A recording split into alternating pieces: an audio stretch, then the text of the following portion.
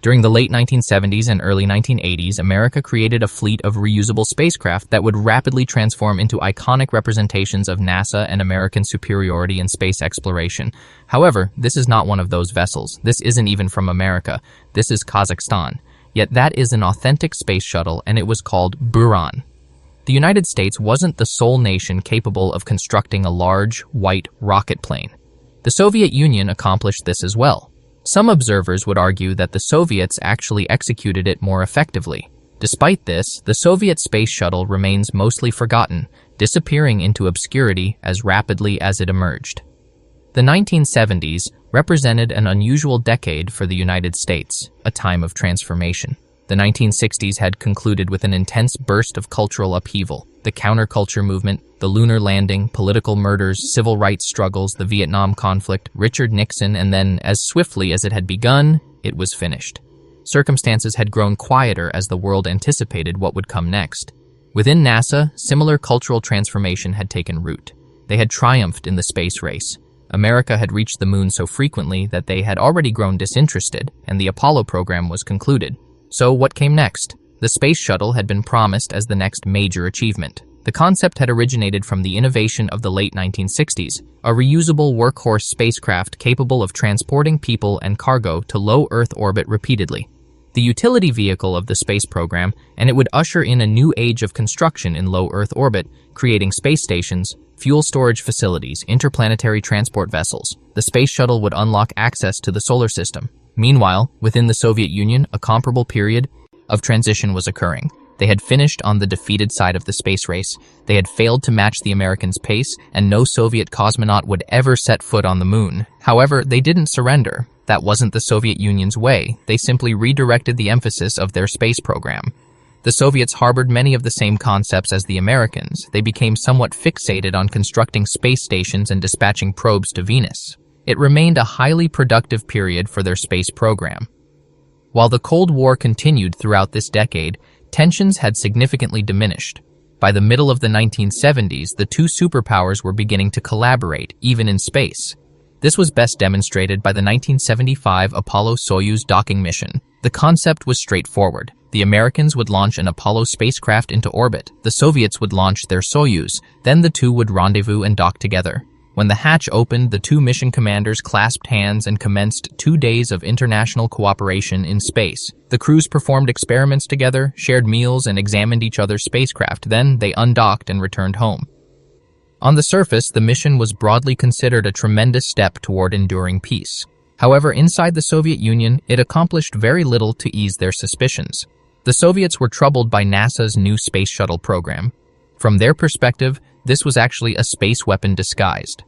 What NASA was publicly stating about the shuttle's capabilities didn't make much sense. It was overpowered, excessively complicated, and launch expenses were far too elevated for NASA's assertion that the shuttle would be launching 60 times annually. What could they possibly be accomplishing with all of that time spent in orbit? Therefore, in their judgment, it had to be a military program. They must be evaluating new weapons up there. The shuttle had promised the capability to capture objects in space and retrieve them to Earth. It could steal complete satellites. To their credit, the Soviets weren't mistaken. Much of the shuttle program didn't make logical sense. The US Air Force was extensively involved in the design, and it definitely could have been weaponized against other countries. So 4 years after NASA's shuttle program received approval, the Soviets had initiated development of their own spaceplane, Buran. It was essentially the same philosophy that had motivated the nuclear arms race just a decade earlier. A deterrent. If you inflict something harmful on me, then I'll inflict the same harmful thing on you. And then nobody prevails. Except this time, duplicating the American technology had proven to be surprisingly simple. Nuclear weapons and ballistic missiles had been classified at the most restricted level. It had required serious espionage for Soviet operatives to obtain Oppenheimer's design for the atomic bomb. However, the space shuttle was not a classified government operation. All of the research documents and design blueprints were openly available, or as available as anything could be in the 1970s. It wasn't as though you could simply search for it online, but the Americans had been beginning to experiment with a very primitive version of the internet. NASA was storing documents in a digital database, and the Soviet KGB intelligence agency was able to infiltrate their way into those digital resources. They discovered research papers related to the shuttle's airframe, flight computer, heat shield material, and propulsion system. Again, 1970s. So they couldn't simply retrieve the document on a screen. The paper itself wasn't on the internet. What they possessed was the document reference number. However, that was sufficient because now all they needed to do was enter the US Embassy, request that specific document, which was not classified. So there was no justification not to provide it to them. And then the KGB simply paid the embassy personnel to print a copy that they could take with them.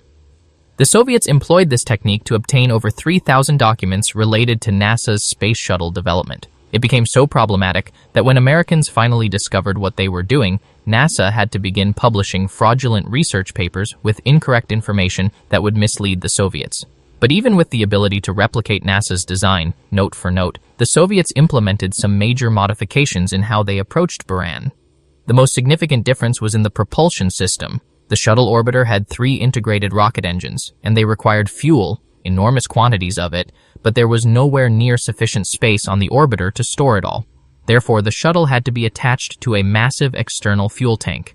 Even still, those 3 engines didn't generate nearly enough power to lift the shuttle and its fuel off the ground. So the tank was then fitted with 2 side boosters that burned solid propellant. None of this is optimal, incidentally. Once the orbiter separated from the main tank, those 3 rocket engines become worthless. Despite what you've probably witnessed in 1990s action films, the space shuttle engines were never ignited in space to fly around. It did have small thrusters that could modify its orbit and orientation, but the main engines are simply dead weight up there. The side boosters were also troublesome. This is the most economical method to produce a large amount of thrust, but solid rocket motors are also uncontrollable. Once they ignite, they cannot be extinguished. They can't be throttled down. They simply burn until they're depleted. Not that there's anything inherently wrong with that, but for a spacecraft with people aboard, you generally desire as much control over the flight as possible.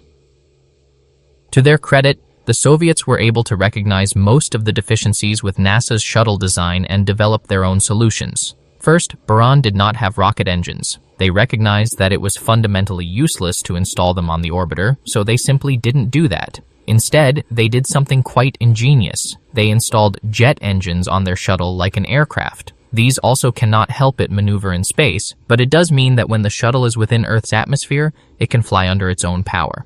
NASA's orbiter could only glide, which again is not optimal. It means that you only receive one attempt at a landing. If anything doesn't align, you can't simply fly away and attempt again. This craft only goes one direction, down.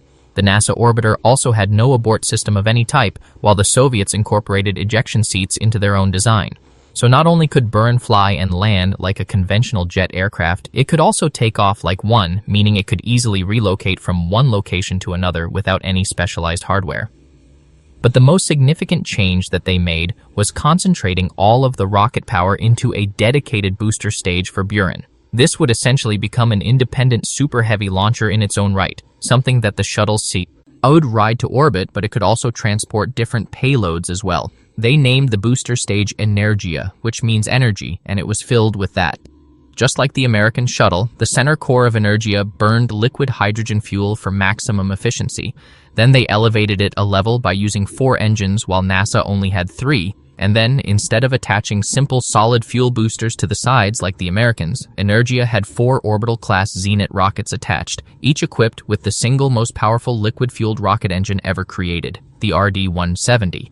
This gave Energia a maximum payload capacity of 100 metric tons to low Earth orbit, just slightly less than NASA's Saturn V booster that powered the Apollo moon landings, but still significantly more capable than any operational rocket that has been constructed in the 4 decades since Energia lifted off. While the first flight of the Energia booster in 1985 did not carry the Buran shuttle, it did have a very intriguing payload aboard, the Polyus, which was a massive spacecraft weighing in at 80 metric tons. Polyus was eventually revealed to have been an orbital weapons platform that was designed to destroy American satellites with a laser cannon. The Energia performed flawlessly, but the Polyus failed to reach orbit. Following separation from the booster core, the spacecraft was supposed to rotate 180 degrees before firing its engine. Instead, it rotated 360 degrees and ended up propelling itself straight back down toward the Earth and crashed into the Pacific Ocean. It was not until 1988 that the Buran shuttle and the Energia booster were finally brought together for their maiden voyage. The Buran was uncrewed and carried no payload on its first flight. Energia lifted the orbiter into space, where it separated and then rose to a low Earth orbit of approximately 250 kilometers. Buran circled the Earth twice before firing up a deorbit burn and returning back to the launch site, where the orbiter successfully landed on the runway under fully autonomous control. It was actually the first spaceplane to perform an uncrewed orbital flight and land on autopilot. The only problem with Buran was that it all arrived too late in the timeline. NASA had already launched their own shuttle in 1981, and in the time since then, it had become evident to the Soviets that the American orbiter was nowhere near the military threat that they had anticipated. Just like the Americans, the Soviet government was finally confronted with the reality of just how expensive and inefficient it is to operate a reusable spaceplane. Only NASA had invested all of their resources into one basket. They had no other alternative for getting people into space aside from the shuttle. Meanwhile, the Soviets still had the Soyuz spacecraft operating successfully, so they didn't actually require a spaceplane. And then, of course, there was the collapse of the Soviet Union that began just after the first Buran launch. So funding and resources quickly became far too limited for the program to continue. In total, there were 3 Buran orbiters constructed. Only one was ever flight-ready, and that spaceplane was unceremoniously stored away in its hangar near the Kazakhstan launch site for decades until the building eventually deteriorated, and then the roof literally collapsed and crushed the Buran. There is a full-scale model of the Buran on display at the Technik Museum in Speyer, Germany, just south of Frankfurt. It never had functioning systems installed, but it was used for early wind tunnel testing. And then, as far as we know, the remaining 2 orbiters are still stored away in a hangar in the desert of Kazakhstan, essentially just left to deteriorate and accumulate dust, though they are occasionally visited by curious explorers willing to evade the Russian military guards and sneak into old Soviet buildings.